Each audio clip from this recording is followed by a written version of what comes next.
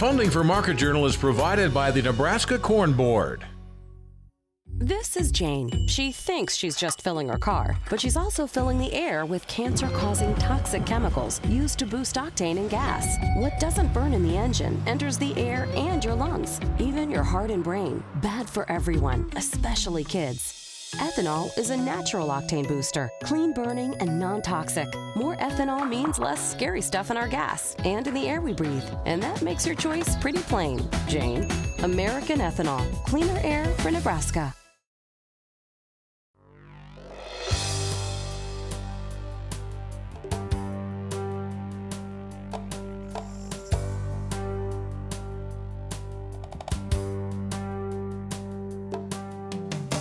Market Journal, television for agricultural business decisions, is a presentation of the University of Nebraska-Lincoln's Institute of Agriculture and Natural Resources. Promotional support is provided by the Nebraska Farmer Magazine, and major funding for Market Journal is provided by the Nebraska Corn Board. Welcome to this week's edition of Market Journal. I'm Jeff Wilkerson. On this episode, Elaine Kub looks at final crop estimates for the 2016 harvest. Mark Poeschl explains how the National FFA Foundation, an organization, is preparing the next generation of ag leaders. Scott Brown describes huge pork export numbers, and Tina Barrett talks about things to consider before refinancing a loan.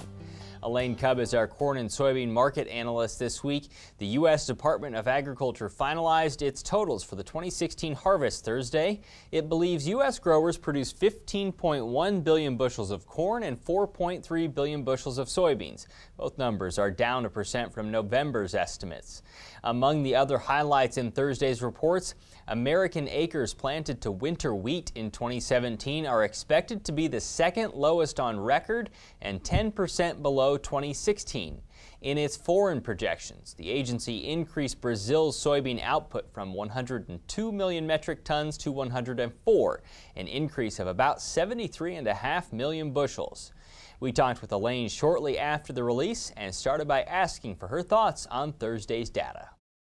Well, the market is responding bullishly, so my response is fantastic. Soybeans are up 15 cents, and it wasn't just sort of an initial burst and then it faded off. They held that for quite a while here. So I think the traders are really looking at this as a bullish report, and I think they should. I mean, the USDA has made a lot of bullish cuts to the production numbers from 2016 and a few bullish little increases in the demand numbers.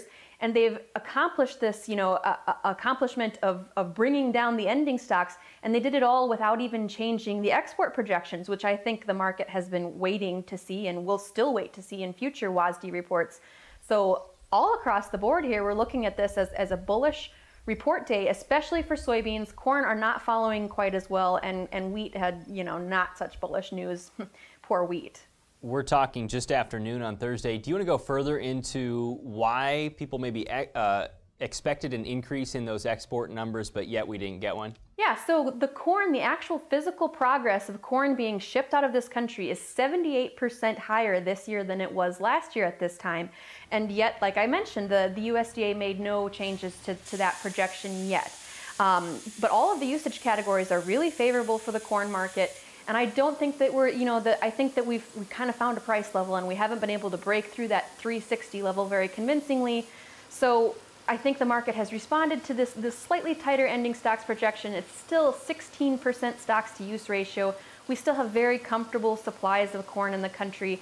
The grain stocks report showed that we have more corn, more grain all around the United States. And yet the demand remains strong. The September to November disappearance of this quarterly grain stocks report showed 4.5 billion bushels of corn being used up. So that's good. That's promising. How would you describe the USDA's increase for soybean output in Brazil? That was kind of surprising and kind of alarming, because once these reports are done, these are futures markets, and we go back to thinking of what's going to happen in the future, which means looking at weather reports, specifically in South America. And there's some, excess rain in northern Argentina is the only really problematic weather thing that we can point to in South America right now. So to see an increase in the projection for soybean production in Brazil is perhaps not surprising. USDA increased it to 104 million metric tons, but that's almost a 2% increase. It was very sudden and very large, but perhaps not unjustified considering that they don't have major weather problems. And we, even here in the United States have demonstrated that excess rain isn't necessarily something that challenges soybeans, and soybeans, have done very, very well yielding year over year. What do you think the implications are for wheat acres being near record low to other crops here in this country? Yeah, particularly in Nebraska. The USDA in their winter wheat seedings report here on Thursday said that the Nebraska winter wheat acres was 1.2 million acres, which is not very much.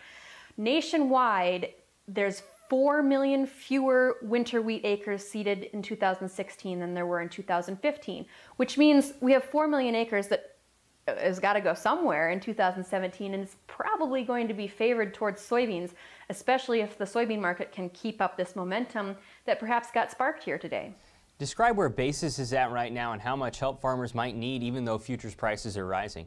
Well, Jeff, I can tell you locally, my soybean basis is more than $1 under. It's really disappointing. And I haven't seen a lot of movement really in the entire Midwest. Processor level basis has not been hot, has not been strong. And it doesn't really have to do anything right now. When you look at the Gulf, at the shipping points, the U.S. basis is competitive against Brazil's exporting price by 15 cents, even all the way through into April, into the springtime. So basis doesn't really have to move anywhere to be competitive, and I think to get the farmer movement going or the farmer sales going, the market is looking more at the futures than the basis. Right, Elaine, so that would mean what for possible cash sales opportunities? I have been holding on to some beans that I have in storage because I think, especially when you look at the outside markets, the palm oil market, for instance, has continued to trade at these 5-year highs. There's reasons to continue to feel bullish about soybeans. Like I mentioned, the USDA has not upped their export projections yet. There's still room for bullish things to be done, tweaks to be made to the balance sheet for soybeans, I think. Next week, DTN's Todd Holtman will join us to look at corn and soybean markets. Within the next 30 years, the United Nations expects the world population will grow from its current 7.4 billion to more than 9 billion. By 2050, the UN projects the world's food needs will increase by 70%. As part of the University of Nebraska-Lincoln's Heuerman Lecture Series, National FFA Organization and Foundation CEO Mark Poeschl presented in Lincoln this week about the balancing act needed to feed the world. Poeschl is a native of Meade, Nebraska, and a graduate of UNL. He's been with FFA since this summer and helps lead nearly 650,000 FFA members across the U.S., Puerto Rico, and the Virgin Islands. We talked with him before his presentation Tuesday and started by asking how FFA has changed since he, and likely some of our viewers, were in the organization. When I was in FFA, we referred to ourselves as the future farmers of America, and certainly we were much more production agriculture oriented.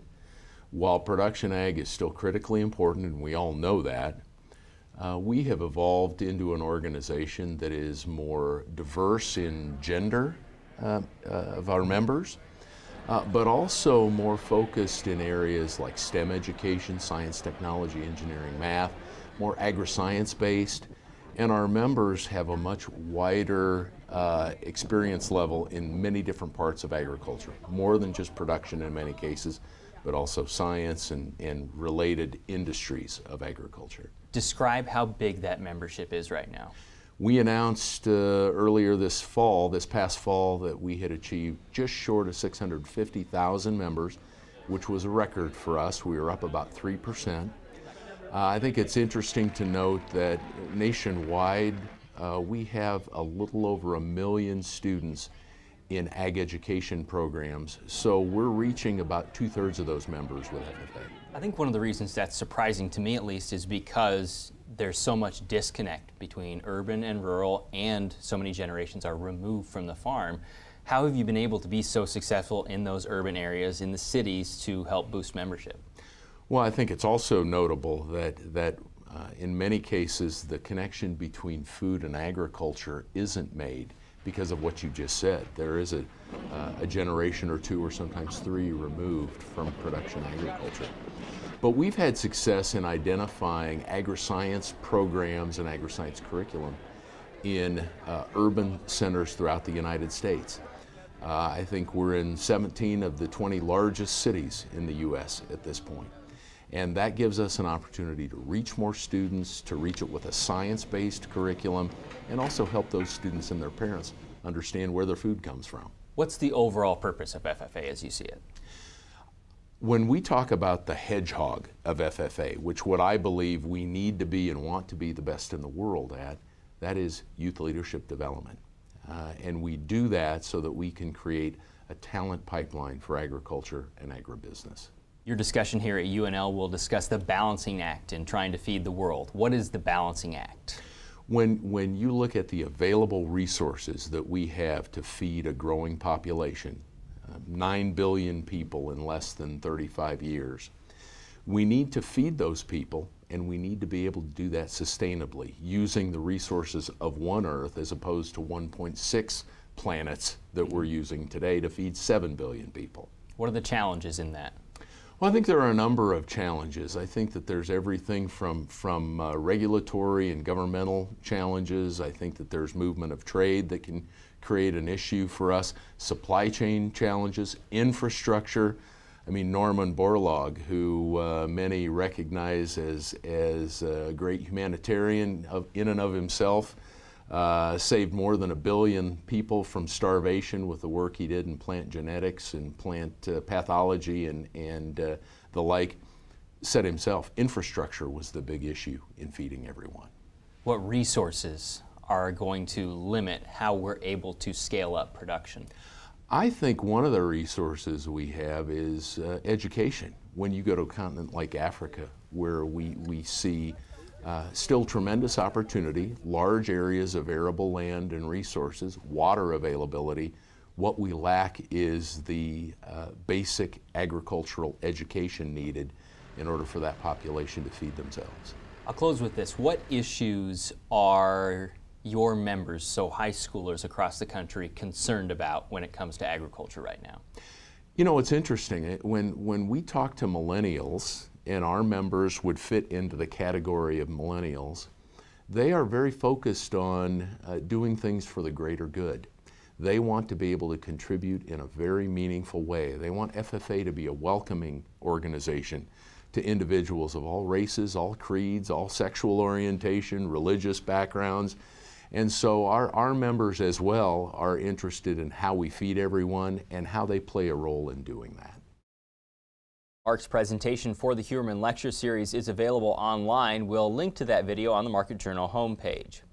We also have a look at hog markets this week with University of Missouri Extension ag economist Scott Brown. The U.S. inventory of hogs and pigs at the beginning of December was up 4% from December 2015, but contrary to the previous 3 quarters of the year, it wasn't record high. The number of animals in March, June, and September of 2016 were all the most ever for those months, as were the market hog inventories for all 4 quarters of the year.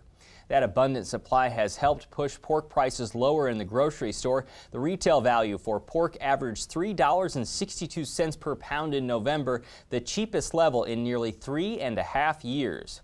But foreign demand was the big story this week. Export totals released Monday showed pork shipments during November were the highest for any month on record, with data dating back to January 1989. We started there when we talked with Scott Tuesday afternoon by asking where the strength came from. Yeah, so Jeff, we see a number of markets that are very important in terms of pork exports for November out of the United States. Mexico tops that list. It was really a country that started very slow for us, with exports being below year-ago levels for the first 5 of 7 months in 2016, but up nearly 30 million pounds for November this year. That was a very strong increase and really lays the way for us, I believe, to think about a stronger 2017 in Mexico. You follow that up with Japan also being positive in the November trade, up another 20 million pounds relative to a year ago for November. And as well, we can talk about China. China up a little less than 15 million pounds in that November export data. that's a nice increase, but still well below the kinds of levels that we talk about for China. I believe back in November of 2011, we would have talked about moving in excess of 100 million pounds. So you take those three countries, and that was much of the strength. I think we can also look at some new places that are growing as well. Central South America, where we were up in export volume in November, again, sets the stage perhaps for some additional growth as we go into 2017. What things would hurt those export markets? Well, I think number one for us, you think about the strength of the U.S. dollar, and we continue to remind everyone that a stronger dollar certainly hurts our ability to move pork exports out of the United States. So that's one of the big ones that we continue to watch, especially given the dollar strengthened a little bit as we finish 2016. As well, we can talk about disease events sometimes affecting trade or shutting off trade. You know, those are the two big ones that I think really could affect us as we look into 2017. Let's move to the quarterly Hogs and Pigs Report. What did it show you, Scott? Well, number one, we got a lot more hogs than we ever thought we would, pre-report estimates. I don't care what category you looked at out of hogs and pigs, there wasn't much to talk about except numbers that were well above expectations. You know, you look at the breeding inventory coming in at 1.5% greater than a year ago.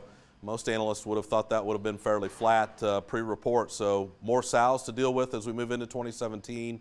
I think when you look at revisions to sows farrowed, we're up now talking about 4% in this last quarter when we thought we might have been flat before, so more pigs. And the inventory numbers on market hogs were up a little more than 2% in market hog inventory that we're probably slaughtering today. As you look ahead in the next couple of months, all the rest of the categories up 4% or more relative to a year ago. So it tells me we have a lot more hogs to deal with as we look at early 2017, and if the breeding inventory and sows farrowing numbers are any indication, that may continue for the remainder of this year. So if margins are negative, Scott, is there any intended contraction or supply rationing that happens this year? Well, we'll have to wait and see how the year unfolds. For me, I think it's very much a balancing act between what's been very strong demand, both domestic and international, for pork products. Relative to that supply side, we really haven't seen to this point much downward pressure on sow inventories, and I think when you look at the increasing in processing facilities that we see coming on board in 2017, we are seeing many respond, trying to make sure that we fill that additional shackle space. Describe for me how markets closed out 2016 and have entered 2017. Yeah, frankly, as we closed 2016, it was fairly strong. The day of hogs and pigs, we got a little bit of negative reaction on markets as a result of those big numbers. But frankly, since mid-October, we've been climbing in terms of hog prices and really continued at that higher level for the early part here of 2017. And that really returns us to where we were back in October if you think about futures markets in 2017. Futures levels in August, about the levels where we are today after finding that low in mid-October. So we've seen some strength that frankly we probably wouldn't have expected as we looked at the latter stages of 2016. The resulting impact on margins? I think we're looking at margins that aren't very good, but maybe some folks are seeing a little bit of black ink. I think on average we continue to talk about margins that are anywhere from $3 to $4 a hundred negative on average across the United States. And I think that will continue to keep pressure on U.S. pork producers, and hopefully we put a good corn crop in the bin to keep feed costs low. USDA's quarterly hogs and pigs estimates also showed Nebraska led the nation in pigs per litter for the 12 months leading up to December's report. Nebraska's producers averaged 11.4 pigs per litter, well ahead of the national average of 10.5. The January Nebraska farmer says precision agriculture is constantly evolving, so students going into ag after graduation have to be ready for a career that's dynamic and evolving. This month's issue says that's why community colleges in Nebraska are working to give students the foundation they need by teaching them the fundamentals of unmanned aerial systems, soil moisture probes, and yield maps to make variable rate prescriptions. You can read about how several community colleges are preparing students for careers in precision ag in the January Nebraska Farmer. Tina Barrett from Nebraska Farm Business Inc. says ag producers across the state may be thinking about restructuring debt. Tina was part of a panel discussion centered on ag finances at last week's Fremont Corn Expo. She talked with us there and laid out things to think about for farmers and ranchers looking to refinance loans. So I think we're going to probably see a lot of that discussion, as we start thinking about refinancing some debt, moving debt from that current position, maybe even the intermediate position, getting it on the land, spreading those payments out, really as a working capital free up. So I think we're going to see a lot of that this year. Certainly with interest rates starting to maybe look like they're coming up a little bit, maybe going to make a little bit of a climb. That's not a bad time to do that. You definitely get those rates locked in at a lower rate. But there's also, some downsides to that. Yeah, lay out the pros and cons for me. Right. So, let's start with the pros because that's what we're going to want. So we're certainly going to be looking for freeing up that working capital and getting the operations in a better position. And that's a great choice, right? I mean, it's a good thing we can do. And certainly if you think about operations that maybe bought land with cash or a lot of equipment in the last few years with cash, or just using the operating note because there was room on it, those are definitely the operations that we want to look at, moving that debt down, putting it where it belonged, and getting it right back into a good position. On the flip side, sometimes I consider it kind of like a Band-Aid where if it's a small cut, a Band-Aid's going to help you heal faster. But if we got a cut that has a problem, a Band-Aid's just going to cover it up. It's going to fester and become a bigger issue. And refinancing the debt can be the same thing for an operation. So I think before you do that, you need to understand why you got in the position that you did. So again, like I said, if you did some financing that wasn't the right before, okay, got it. But if we have a family living problem, if we have a operation that's just not making any money, when we do the refinancing, it's going to feel good for a couple of years, and we're going to be right back in the same place, and we'll have eaten up a whole lot of equity that maybe wasn't the best choice for that operation. Do you want to explain why you're trying to free up that working capital up front? Right. So, the working capital, again, is that it's kind of how it feels good. It's that cash flow. So we have plenty of current assets to service the debt that we're going to pay in the next year. And like I said, it just makes you feel good because you've got a little breathing room. You're not up against your operating note all the time. Banker's not breathing down your neck. And so that helps us get through at times when margins are going to be tight. We're not going to be generating a lot of extra cash each year that we're putting back into working capital. So we need to maintain what we've got. And so that's really what we're looking at in that pace. What about for producers that are looking to have that working capital in case they would make a purchase? Not necessarily that they're going to, but in case they would. Right. So that's another strategy that's being kind of thrown around there, not for operations that are in trouble, but for operations that are sitting good, but maybe we can make them a little better. That's going to give up the working capital that we maybe can use as a down payment on land.